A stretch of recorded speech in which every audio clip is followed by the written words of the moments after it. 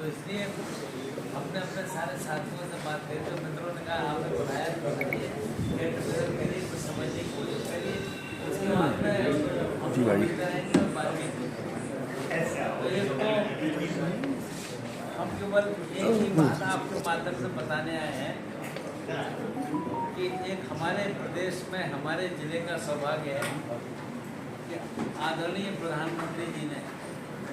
इस बात को समझा कि बरेली का महत्व है और मैं कोशिश कर रहा हूँ, मुझे पता ही चला है कि शायद पहली बार बरेली में किसी को ये स्थान है। लगता है मैं गलत हूँ तो आप सौभाग्य और गर्व की बात है, बहुत ही सौभाग्य और गर्व की बात है। मैंने अपने ज्ञान को बढ़ाता रहता हूँ। मैंने लोगों से कहा कि भाई ऐसा नहीं है, बरेली के निवासी उपराष्ट्रपति बन चुके हैं, जानकारी के हिसाब से बरेली के एक रहने वाले उपराष्ट्रपति को उपराष्ट्रपति महोदय हमारे मोहल्ले में ही रहते हैं। तो इसलिए बोलिए कि राज्यपाल का पद यहाँ पर अभी तक किसी को नहीं मिला। तो राज्यपाल का एक काम करने का तरीका होता है। हम इतने वर्षों में जो कर रहे थे उससे काम कर रहे हैं। अब हम किस ढंग से काम कर रहे हैं कि हमारी प्रतिष्ठा भी बने, पद की प्रतिष्ठा भी बने और जहाँ हम जा रहे हैं वहाँ लोग ये महसूस करें कि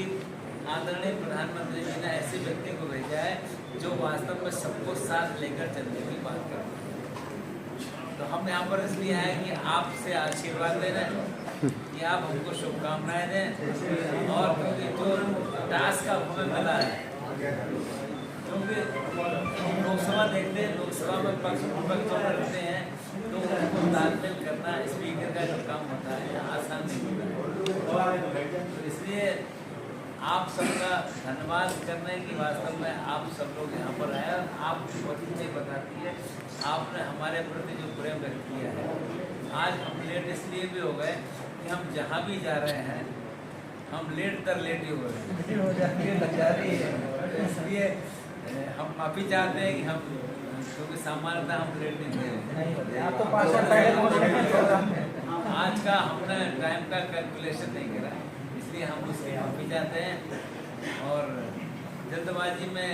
काम हम लोगों ने किया। पर यह है कि वास्तव में हमें जो टास्क मिला है हमें अपनी क्षमता दिखानी है और हमारी क्षमता से आप सबकी प्रतिष्ठा भी बनेगी और बरेली वालों की भी प्रतिष्ठा बनेगी कि हम कैसा काम करते हैं। तो हम ऐसा व्यक्तिगत महसूस करते हैं कि एमपी के रूप में सामान्यतः लोग हमसे नाराज नहीं है। तो इसलिए अब जो पद मिला है, जो जिम्मेदारी मिली है वो इससे अलग है कि सबको साथ लेकर मिलाकर चलना और एक ऐसे स्थान पर हमको भेजा गया है कि बिरसा मुंडा को लोग भगवान का स्वरूप मानते हैं। तो वास्तव में हम समझ सकते हैं कि आदिवासियों के बीच में बिरसा मुंडा की क्या स्थिति है और उसको हम किस रूप में लेने का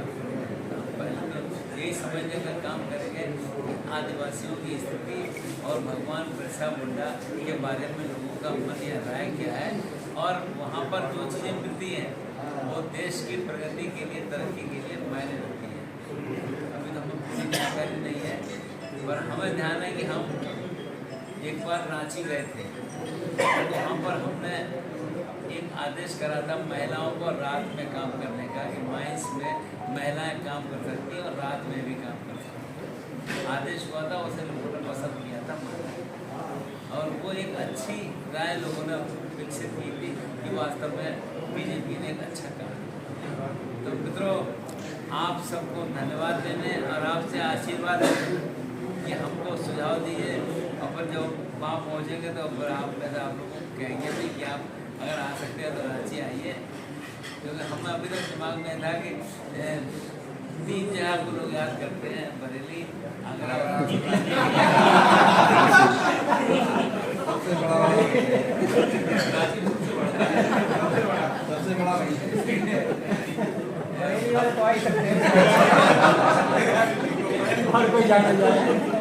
इसलिए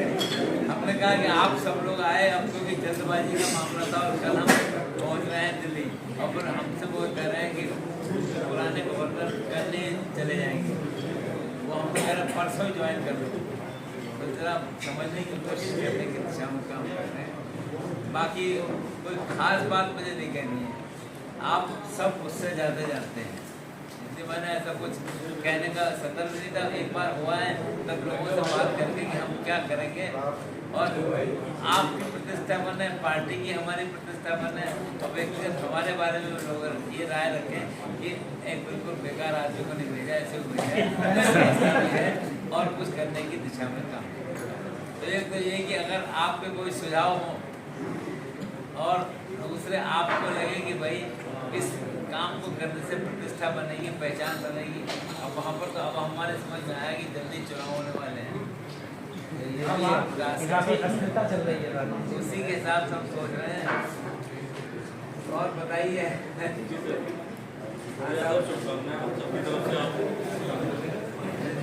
सारे लोग आगे आने को कोई दिक्कत नहीं है। इस समय तो लोग हमको पता है क्या कह रहे हैं, इस समय सावन का महीना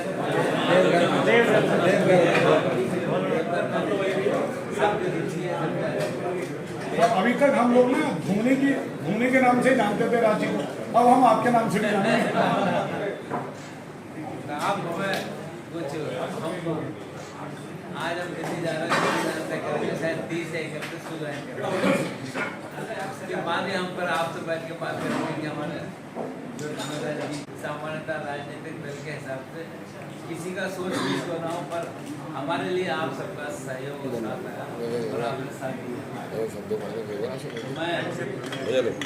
भगवान प्रसाद के मंडा के जा रहे हैं,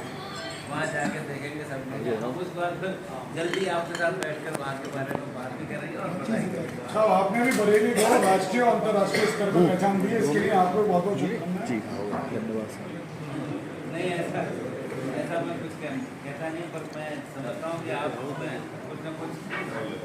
आने वाले समय में हम बुलाते रहेंगे, जिससे कि हम बातचीत के हिसाब से कुछ काम करके बात करेंगे। इस समय हमारे देश में जो चल रहा है, सबको ये लग रहा है कि अगर हमने इन राज्यों को दिशा नहीं दी तो हम कहीं ना कहीं गलती करना करते हैं। तो मैं साथियों को विशेष कहने नहीं आपके बीच में आया हूँ, आपका आशीर्वाद प्राप्त करने कि हम वहाँ पर जाकर अच्छे ढंग से आपकी प्रस्तुति करें, आपकी पहचान बने, और अब वहाँ जाने के बाद हम आपको निमंत्रण भी देंगे, आप आइए वहाँ, आपको बहुत बहुत स्वागत रहेगा। और पार्टी ने वास्तव में जो जिम्मेदारी दी है हम उसके प्रति बहुत आभारी हैं, और आज से हम राजनीतिक रूप से बीजेपी के खत्म कर रहे हैं। तो ये आखिरी स्टेटमेंट माने आपका ऐसा बीजेपी के हमने दिल्ली बात करी तो उन्होंने कहा कि अब आज के बाद आप कोई ऐसा स्वरूप घोषणा करेंगे आप बीजेपी के असंवैधानिक धीरे-धीरे आना जाएंगे, लेकिन मैंने बोला है आप समझने को। इसलिए हम तो आपका आशीर्वाद देने कि वहाँ पर हम अच्छे ढंग से काम करें, पहचान बने, सबका नाम रोशन हो, हमारी आपकी पहचान बने, और फिर हम आपको दोबारा बुलाएंगे कि अब आप आइए, अच्छी जगह है, और अच्छी जगह के बाद हम अपनी काम का प्रचार करेंगे, क्या क्या है वहाँ क्या नहीं, हमें कुछ जानकारी भी नहीं है। केंद्रीय मंत्री के घर नहीं आइए, महामहिम के घर आइए।